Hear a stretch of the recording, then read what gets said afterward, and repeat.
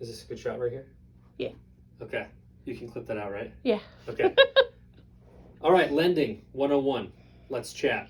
We've got the 4 main conversations when it comes to loan product types for buying a house. All right. DVA, or in other words, veterans, have a really, really high benefit ratio when it comes to borrowing money to buy a house. The few benefits coming from a VA is you can do it with 0% down. Now, with 0% down, there are still closing costs associated to this, but that is a huge, substantial thing. Now, one of the biggest things with other loans doing under 20% down is mortgage insurance. There is no mortgage insurance with VA loans. Doesn't matter how much you put down. Huge benefit for veterans. If they have the capability, highly recommend that. You see some different rate fluctuation as you put money down, but those are the 2 main benefits here. Now, FHA, the main benefit here was the application base on required credit, because you can do a lower credit score. This is a government insured loan. So over here, DVA, that's guaranteed. This is insured, right? So under this insured category, credit with a 3.5% down payment and a very picky appraisal, these are good products because you can go super high in your debt to income ratio. I believe it's about 49%. So these are really popular for some first time home buyers. Majority of the time, if you fall into this category, it's trickier to get into houses that are heavier on the amount of work that they need.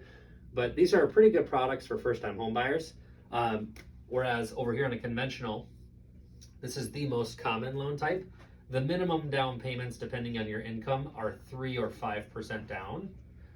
Credit here, you need 640, and I believe they actually just had a few changes allowing for a 580 with some institutions. But credit is a pretty big factor here for this one as well. But with the 3 to 5% down, depending on income, if you make roughly over $80,000 a year, you'd have to do 5% down. They have a little bit of an income restriction there for a first-time home buyer, but that's most popular right there is 3 or 5% down. Now, this appraisal is not picky at all. They can pretty much pass anything. If it's got running water, no health safety concerns, very, very simple appraisal process. Over here on DVA, they have a pretty picky process as well, very similar here for appraisals. The appraisal values, it's health, safety concerns, health, chipping, peeling, paint becomes a concern as well for passing that appraisal. They'll attach what's called a work order on that appraisal if it comes back in a negatory fashion. Hand railings are missing, too high without railings, not 6 inches apart on railings going upstairs.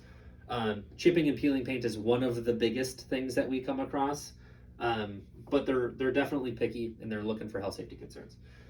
Over here, you guys, we've got USDA loans.